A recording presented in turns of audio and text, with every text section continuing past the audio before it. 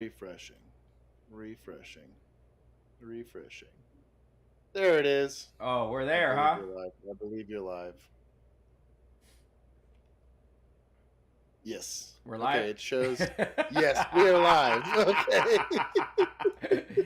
Damn it, that was so awesome. Typical though, typical of my streams. Let's see here if that's. Let me find my little so I can bust out the. There it is. Here, I can go put in the lulls. Oh yeah, see there's now people are showing up. What up? All right, here we go. Alfredo's here. Now you're live, right?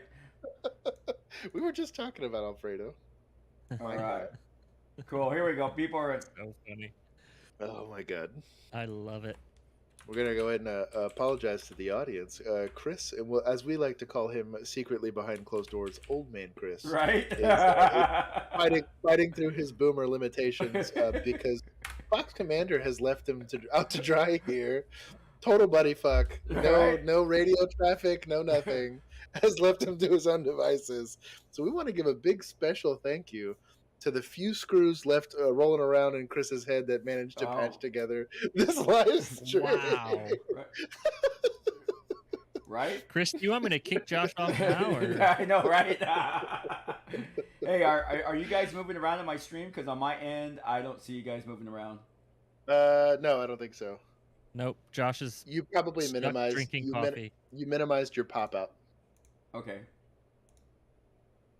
So my pop out has to be. It has to be open. up. Yeah. Yeah. It can be behind another window. It just has to be Okay. up. Now. There it is. It's fixed. Okay, it's fixed. All right, cool. That's good to know. There we go. All right. Magister Generous, thanks for being a member for 3 months. All right, we're going to try this again. What you guys don't know was I was streaming to myself just a few minutes ago. Hey, we were here. Yeah, stream to us. All right, ladies and gentlemen, this is Coffee with Cops. I'm going to try this again. It was just so epically done earlier. We're going to have to use that eventually again. But anyways, Coffee with Cops. This started off as a Coffee with the Cop a few years back. And it evolved once I met Josh and Bill from OnlyCops. Don't forget to head on over to their channel and give them a subscribe and a bell icon. They do a lot more live streaming than I do. And if you're definitely looking for that raw, behind the scenes, what really happens in law enforcement, get the true perspective, because they're while they are pro law enforcement because they are retired police officers, they also will tell you the good and the bad with law enforcement, and that's the good part. They give you the truth about it, so they don't always side with the cop. But anyways, this episode is going to be a little raw. I had said it earlier, is due to the fact that on June 14th, two of the police officers that I work with one being my friend of 22 years, were gunned down and murdered. My emotions are still very high. I am still in the angry phase of the healing process. And one of the things that I appreciate with Josh and Bill being here today, well, they're here most Saturdays now, is that they're going to be able to say some of the things that I would love to say, but unfortunately I cannot say, because despite the fact that we have the First Amendment in the United States, it does not apply to active law enforcement officers, which is a bunch of bullshit. Secondarily is that oftentimes they have a great skit called Admin, and they make fun of the decisions that administrators make, and I can appreciate it because I have sat in those administrator meetings where we sit behind a desk and we talk about what we think officers should be doing and not doing, and in reality we should not be doing that. We should offer guidance, but we should really be listening to the rank and file on what's really going on. And today there are so many people that are trying to put their hands in the pot in regards to what they think cops should be doing, and they should just butt out and let cops keep doing what they should be doing so that they go home at night. With that, I'm going to give it on over to Josh, as Josh is a spokesman for OnlyCops. He just has the voice, and he's like, his articulation is so freaking awesome that Bill and I look at him like, are you really that smart? But Bill knows the truth. That's why I let Josh do all the talking. Yes, Bill is our pretty face. I am Josh. Bill on my screen is the power top here. We were both we had a very wonderful experience being academy classmates all the way up through getting on patrol. We left patrol at the same time, so our journey was pretty awesome. We were in law enforcement from 2017 to 2021 in a pretty decent sized city, and we started OnlyCops for the very specific reason that Chris was articulating, and that we realized that there's a whole the thin blue line is also kind of like a thin blue piece of tape that they put over your mouth while you're doing it. Actually, ironically, that he mentioned that our last admin skit was about the First Amendment and how much that doesn't apply to you when you're in law enforcement. So, anyways, we like I said, we do let's plays. We do Tactical Tuesdays with Chris pretty much every week now. We are very much in bed with Chris. Take it out of context all you want. I'm fine with it. Right? And so I'll go off on our little tirades, and Bill gets to wear the beard that puts us all to shame, and have the very sexy setup that he has that puts us all to shame. And he typically he keeps me honest, and I try to make it as PC as I possibly can without I getting do too not. jibby. Yeah, he does not, and that's why I love him. I like to cuss and tell dirty jokes. So go check us out. We're on Instagram, TikTok, and obviously here on YouTube. If you go check us out on there, just look up OnlyCops. We should be the only thing that comes up. Be very careful. If you do what Chris does and look up OnlyFans, you'll get a very different thing. So be very careful with that. But yeah, I'm with you. Like I said, and I'm glad you brought it up. And it was very timely that you happened to say that. That literally, we filmed it maybe about 2 weeks ago, but it was one of the biggest things that Bill and I figured out as we were leaving. Before people realized that we had left within our department, almost everyone came out when they saw our OnlyCop stuff. The first question they asked, does admin know you're doing this? And I was like, I don't give a fuck, because I'm gone anyways. They can't stop me. Yeah. Yep. But it's a weird, like, I understand if I was bad mouthing my department and on something that was an internal thing that really wasn't designed to be, or if I was talking about a specific case that was coming up, maybe I'd understand that from an internal standpoint. But ultimately, I think the biggest problem you run into, and it's why the admin skit was born, and I think it's why we all have this universal kind of frustration. I don't want to call it hatred. I experienced hatred, but most people have some level of frustration with administrators, is because there is no self-advocacy. A lot of people will get very angry about the idea of police unions, but they oh, Ginger Ninja, my guy. Right? Yes. Right. Sharing the positive vibes on the Ooga Booga. I love it. I am only cops person with the small peepee. I love Ginger Ninja. I love the name Ginger Ninja. He cracks me up every time. Thanks, Ginger. Thank You don't you. make a very good caveman with that shitty beard. Yeah, no, I don't. No, I really don't. But anyways, thank you. Shout out. He was really cool while you were gone. He's to hang out on our channel periodically, so I give super big shout out to Ginger Ninja. Yeah, he'd But, make us play Ready or Not like with cavemen. Literally like voices. caveman. That's where the joke came from. It was Oh, hilarious. okay. Okay. So funny. He goes caveman voice, only shield. I think he made us do it on 0 hour, 0 which was hour, way yeah. worse, because Yeah. you can't defend yourself when you just have Yeah. a shield.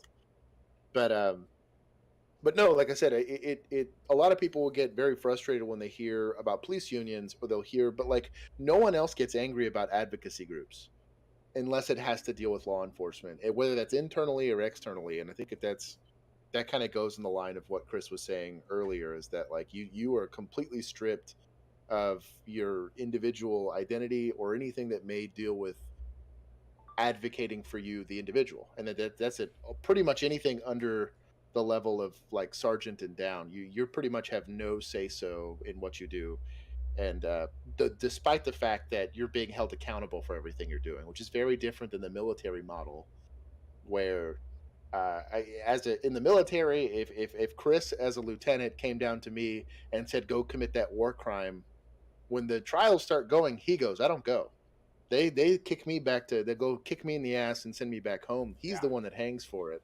But the military is also different in the fact that those guys sign a contract. 100%. Yeah. Essentially, they know they're giving up their rights. Yeah. When we became cops, we didn't sign anything that said I was going to give up my First Amendment right. Agreed. But we knew that to stay in the good graces of our administration, like only cops would never happen if we were still cops. No. And we don't even talk bad about our previous department, because there's not that much to talk bad about. No. Like some of Josh's skits are geared towards people love that those we little had. bits. They're geared towards But individuals in my administrators. exactly, Yeah. it's not like, Yeah. and we don't even talk about our old department, like, and it is based on the department because we had Mike from Mike Emo Vlogs on Thursday. He's putting out his own body camera footage, which I think is super cool. Yeah. And he does open records requests, and his department is fine with him having a YouTube channel where he talks about his calls. So, just depends. So I want to stay on this topic because one of the things I want to bring up is, and I more so even think about this, especially after the internal affairs investigation I went through, where my last chief tried to he had me investigated for this YouTube channel, and I had to go on that hiatus for 2 months, which was this utter bullshit. That is ridiculous. Yeah. That's what people don't realize. And here's my thing: is that I wonder if this is kind of the way that the narrative of law enforcement gets controlled. And what I mean by that is this: if we're not allowed to talk about what is really going on in the field, we're not allowed to share stories. We're not allowed to because look, here's the thing. Here's a prime example. I'll give this to you right now. One of my officers last night told me that he responded to a stabbing. And the trauma doctor called the actual trauma doctor at the trauma center, called our watch commander and told him that whoever the officer was that packed that wound, because the victim got stabbed or got his carotid sliced. The officer packed the wound with packing gauze. The trauma surgeon said that saved the person's life. Okay, now I watched the body cam footage, and to the T, this officer saved that person's life. From my paramedic background, I'll tell you that. I would love to take that body cam footage and write a short little story for the press and release it. But I can't.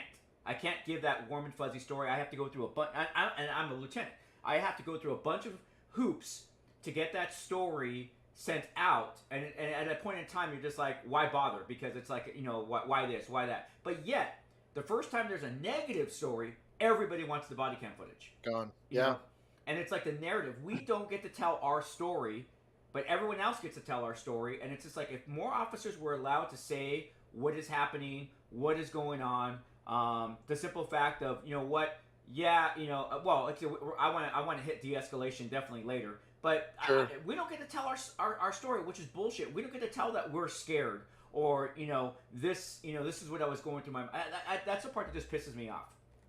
It was interesting. When the whole Uvalde thing happened, a lot of people were like, well, that was a really rare set of circumstances. I was like, the outcome was rare. The call was not. The call was I was about to say that call text and the police response that was elicited due to that call text happened like damn near monthly. Or the lack of response in that. Oh, yeah, no kidding. In that instance, yeah. But like in general, I would be really impressed if I responded to less than 50 legitimate shootings in progress in 4 years. Yeah. Like that, and that's only within one city. I'd say throughout DFW as a whole, probably every day. Easy every day. 100% every day. And we're making scene. I can't tell you how many times I've had to come home with, the blood of the victim all over me, or going through an Israeli bandage or something like that. Or again, having to go to the hospital. Like these things happen all the time. There's a handful of people walking and breathing around right now. Yeah. Because I was lucky enough to be there and have some of the stuff that I can go pull on first-hand witness accounts of us being, wrist deep into some other human being trying to make sure that he survives. And that never made the news. We don't ever get the life-saving awards and all that kind of stuff. Like none of that. Most cops that I knew and I worked with had at least responded to that call once, and none of them had life-saving awards for it. Josh and I never even got recognized for that stuff. The only time we got recognized is when we showed up to a call, and we talked to he wasn't a kid, he was a young adult, but he had Down syndrome, and he called the police like on accident. Yep. So Josh and I showed up, and we spent like 10 minutes talking with him, and then we went back a couple days later and took him some stickers. So like technically Josh and I were like fucking off. Like we did it. It wasn't even a call. It was not even a 911 call. call. Yeah. But when we went back and we gave him the stickers and we hung out with him for like 15, 20 minutes, his dad made this Facebook post and one of the media lieutenants got a hold of it. And then they pulled our body camera for like, that's the only time we got recognized was because a citizen made like some Facebook post about us. Like, meanwhile, we've saved multiple people's lives and like worked crazy calls, like never, not once, didn't matter. Yeah, I mean, you're talking like incredibly violent, incredibly stressful, incredibly whatever, and managed to navigate these things without, you know, screwing the pooch and fucking up the call or whatever. Like all of these things were the end result was a positive one from a law enforcement standpoint. Right. Could give two shits. You're doing your job. It blows my mind, you know, finding the lost kid or again, like you said, kicking the door and saving somebody from an emergency domestic or their abusers, you know, assaulting them with a weapon kind of thing. Like the fact that you could, these are ready or not scenarios, really think about it. Oh yeah, no.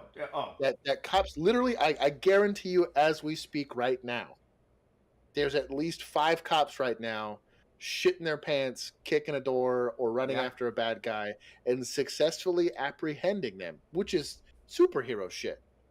Yeah. You know, quite literally very normal. It's a very normal day in the I would argue that we are violently apprehending people in America. Law enforcement in America is violently apprehending people successfully without hurting anyone, without any collateral damage, without the help of F-16s and all this crazy bullshit, way more than any other organized armed group of individuals on the planet.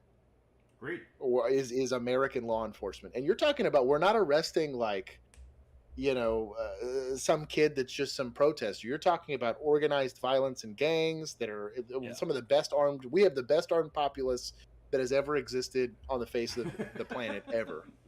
And those are the people that you're asking us to deal with every day. And the fact, and again, they'll bring up that we kill more people than anyone else in the world. Our police departments collectively in America die at a higher rate than anywhere else on the planet. Yeah. So yeah, we're going to get into gunfights. We're going to kill people because those people are killing us to keep you safe. I'll never understand that people like to draw that line or develop that narrative like we're a bunch of racist assholes. But I was like, ultimately, look at what you're asking us to do. Look at the very short stick that you're giving American police officers. Yeah, you brought up 2 great points, Josh. The first one, I'm going to bring up on the admin side.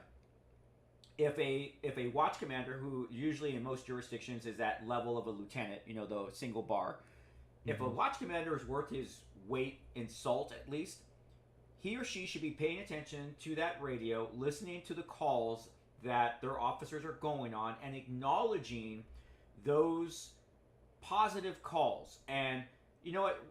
No officer got into law enforcement to get, you know, pats on the back.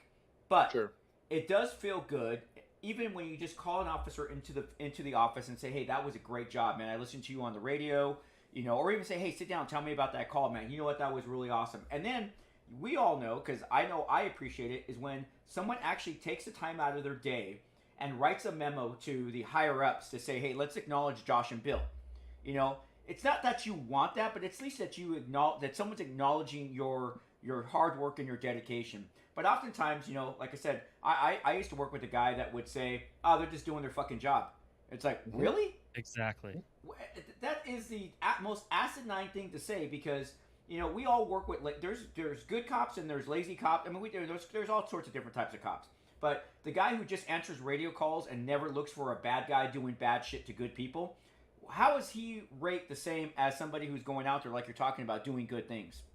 You know, but so my challenge is, if you're admin, if you're a lieutenant or above, you should be taking care of your people. You should be acknowledging their hard work, because the second point that Josh brought up is this.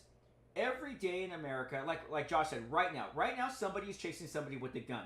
Right now someone's dealing with somebody with a gun. Right now there's some mental ill person that has a knife that officers are trying to talk down. And we're not going to hear any of those stories, because they're going to do their job flawlessly. They're going to take those people into custody, and it's going to be flawless. The story we'll hear about is when they finally have to use some force that's captured on a video, or they have to shoot somebody. That's what we'll hear about. But we won't hear about the thousands of calls that are going on right now from California to New York, all those calls going on right now where every officer on duty right now is flawlessly doing their damn job. And I think, and I'll give you a great example of this. And so I was, and this is the way administrators treated what ended up being a really good job. And I'll give a shout out to my old chief for this, because when it finally got to him, he got pissed off when he heard about it. I was in field training. We have Crossbow Boy, and when I get my old phone working, I'll pull up this body cam footage for everybody. We had a suicidal subject. For some odd reason, my throat just got weird. So we had a suicidal subject, and he tried to kill himself with the crossbow. And long story short, we got in this really long standoff with this guy. No cover, no nothing. And I, like a dumbass, ended up getting way too close to him, and I ended up having to try tasing him. It's the only time I ever tried to use a taser, and it didn't work for shit. And we ended up tackling the guy and keeping him from killing himself, right? And my direct supervisor that was there was like, hell yeah, good job. Everyone got the high five because nobody got hurt, nobody got shot, and we had a very armed person that was very motivated, right? And the disposition that came from the deputy chief level at that was, well, we're gonna have to consider writing up Officer Josh here, because when he deployed his taser, he threw it as opposed to reholstering it because it didn't work. I shit you not, they watched that, and the only reason they found out is because they saw somebody else's body cam where they handed me my taser back. And I was like, yeah, in the 2 seconds I had to clear about 15 feet in between me and the guy before he went and picked up his crossbow again and we had to go kill him, I tackled him, and I didn't have time to reholster. So instead of trying to fight this guy with a taser in my hand, I did the thing that, and I did this as a rookie. I'm honestly, God smacked me in the ass and told me to do it the right way. I thought to myself, I need both of my hands to be in this fight. And I just chucked it. Right. I didn't think about, and it was good training. I shout out to the training staff that we had at our academy. But I was only like 4 weeks into being a cop, maybe 5 weeks into being a cop. And I had the presence of mind to chuck that taser, tackle this guy, and just get hands on. I didn't think about pulling my gun. I didn't think about backing up. I said, if I don't do anything right now, he dies. And I shit you not, within 3 weeks, and my corporal who was there with me fought for me. My direct supervisor that was on scene fought for me. My lieutenant fought for me. And when it finally, the write-up got to my chief, he was like, what the fuck? He's like, you go and have a kid, a rookie of all people, that has the presence of mind to go and tackle this guy and save his life. And he ended up actually completely reversed the thing and giving us all commendations. Good. It's the only time in my entire career that we got one outside of Sticker Boy, in my entire career. Yeah. But it should have been a write-up. According to my administrative staff, that calls, the disposition for that call should have been a write-up for throwing my taser. Because they said, well, training says, and general order says, if you're tasing someone, you're supposed to stand back. The next closest person was 30 feet away. Oh. He'd have had all the time in the world to pick that thing up, and we would have killed him des a doornail right there. And we should have. We should have killed him before then, to be 100% honest. Okay. But so anyways, that's like literally, it's where the admin skit came from. It was my very first interaction with administrators as a cop, and I should have learned the hard way. That's the way they were going to treat everything. But that's the reality in law enforcement, is that's exactly how they treat 90% of the shit that you do. Yeah. And that was a win. Like, you as my lieutenant would be like, holy shit, he came out of that without smoking the guy? High five. Okay, so I want to touch on that, Josh. And Go for it. Okay, so I want to talk about that. I'm going to tell, from my own personal experience, I've been a police officer now 25 plus years. And I'm going to tell you, the audience, and maybe, well, I don't care what happens. At this point, what are they going to do to me, right? I'm at 25 years. I'm 54 years old. Fuck it. What's going to happen? Chris is going to retire? Yeah. Oh. I'll be wearing a shirt like Bill is right now, so fuck it. I could have easily killed dozens of people in my career that met the shoot scenario. Without a blink of an eye. I had the law on my side. I had the tactics on my side. But for whatever reason, whatever scenario played out, they were allowed that extra second or two to decide what they were going to do and if they wanted to remain on Earth. So with that, Josh and Bill, I'm sure you guys, same thing, right?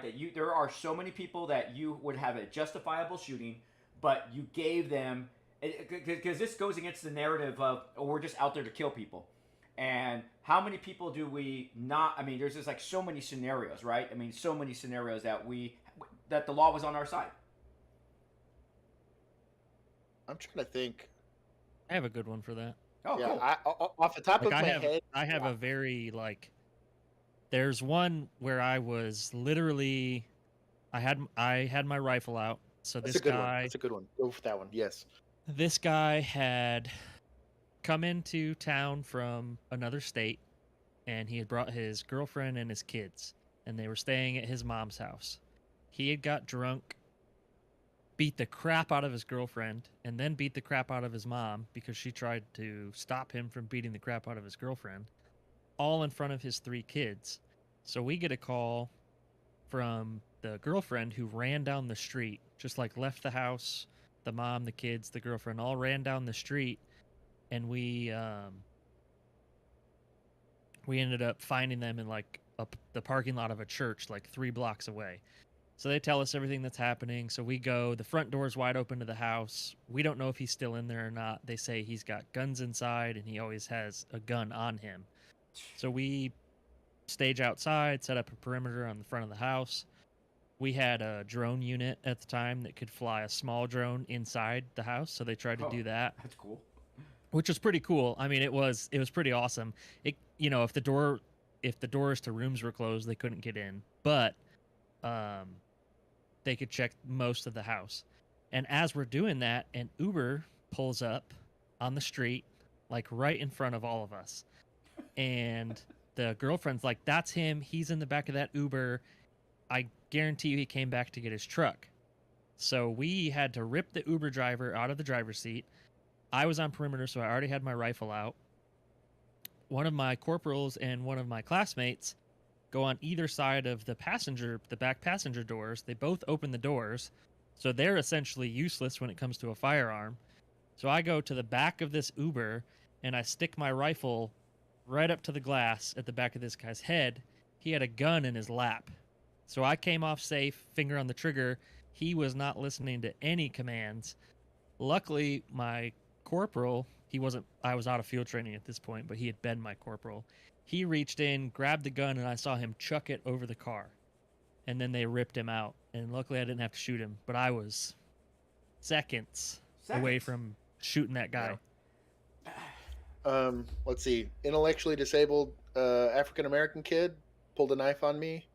Bill and I had a few standoffs where, were you there for Propane Tank Boy? Yes. Oh shit. Yeah. He threatened to. He shot a shotgun off of his roof multiple times. So yeah. we weren't working the same side of town, but Josh, were you on C shift at the time? I was, yeah. Yeah. So I was on midnights. So on midnights, this day just happened to be where I was one of the only people in the city with a rifle. Yep. So I got pulled from my side of town to Josh's side of town, which takes about 20 minutes to get there. Crap. And I had to sit behind the engine block of a running Tahoe with my rifle pointed at this second floor apartment window, waiting for this guy to bring a gun out so I could shoot him. Like, yep. I was there for 2.5 hours. Just the heat's just like pouring out of the engine bay on me. Finally, I just kind of like set my rifle down because this dude was crazy. Like, he was either high or he was crazy. Did you make it in there in time when he cracked out the window with like a pipe? He like shattered his window. Yeah, I almost shot him. Yeah. I was about to say, yeah, you were there for that. So I think you were set up at a T compared to where I was directly. There was like an alleyway, and I fucked up some poor old lady's car, resting my fucking rifle. Oh no, I was right in front of his apartment, like just kind of pied back behind one of our classmates' Tahoes. Yeah. Yeah. And so anyways, I just stood at the hood, like with my rifle at his window. I would say there was 3 chances we could have shot him. That would have made perfect sense, to be honest. And we didn't want to. And clearly. The SWAT team was there. Mm-hmm. They decided not to go in. Yep. They said, nope, it's not a felony, and we left him there. It was so stupid. Oh, wow. Anyways, long story short. So there's a lot of these instances where perfectly justified. Technically, on paper, it meets all the criteria. Would have been fine had we done it, but there was multiple instances where we had a guy drunk on his balcony with an AK-47 shooting it off into the air, that guy could have got shot very easily. Yeah. So it's not. I would say, at least for me personally, probably around 10 people that I probably could have been perfectly justified in shooting, and I didn't. I'm grateful for not. I'm thankful that either I pussed out or I was, I was reacted too late, or I don't ever want to think that it's just straight courage, because I don't think that's the case. But there was plenty of times where I feel like I zigged when I should have zigged, and I walked out of that situation. And I'm glad that for the most part, I'm glad that those people are still breathing. There's two there where I probably would have been doing the world a favor. At least I'm not gonna lie. The dude in the car with the gun, I should have shot him.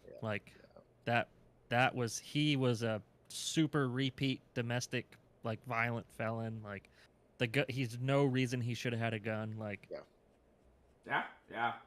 All right, me, old boy, he was an emergency domestic. He had beat his wife with a table. Basically, he'd broke a table. That guy. Him, he would have ended up being unarmed, but he was trying to look like he was armed. Yeah. When we finally kicked the door in to go get him, but yeah, I don't know that I think they deported him. And I'm sure he got back, but he was. The southern border's wide open. He just walked across. He was fucking crazy. Right. Him, I probably would have been doing that family a favor by smoking that guy, but he unfortunately went into custody. But see, that's the part that gets me upset. Is that we have all these stories, and I mean, thankfully too, with your guys' channel, people will hear these stories and realize that there's actually more to law enforcement than what the media says there is. I just, going back to that whole First Amendment thing, what harm is it for an officer to talk about, what's happening in the field, what's going on, or, I mean, and like I said, even having, like, once again, we've talked about this before. There is, like, really nobody who's active that does breakdowns. I mean, Nope. and the reason why is you can't, because if I were to do a breakdown and if I was critical on an officer's or a department's whatever regarding that breakdown, and they saw that, what are they going to do? They're going to call my agency and say, oh, your officer was critical and blah, blah, blah, blah, blah. Then we know that starts that investigation thing. It's just, you know what? It's like, that's what we're talking about, is that people have asked me, hey, Chris, why don't you do breakdowns? Well, that's the reason why I don't. Because if I do a breakdown and I actually give you my honest opinion, that honest opinion could wind me back up sitting in front of two guys with suits that have no sense of humor. Yeah. Sure. Yeah. No kidding. Well, and it's another reason why we had, like I said, we had Mikey on our channel on Thursday. And I was shocked. To be honest, I was completely floored with how much latitude they gave that guy. Shout out to Florida for that. Yeah. But, like, I was pretty impressed that they let him have that freedom to do it. That is very much the exception, not the rule. Yeah. Very much the exception. Like, that is crazy to me that they would let him while he's doing some of his own body cam. But most of it, and I liked it because most of it's, again, he's trying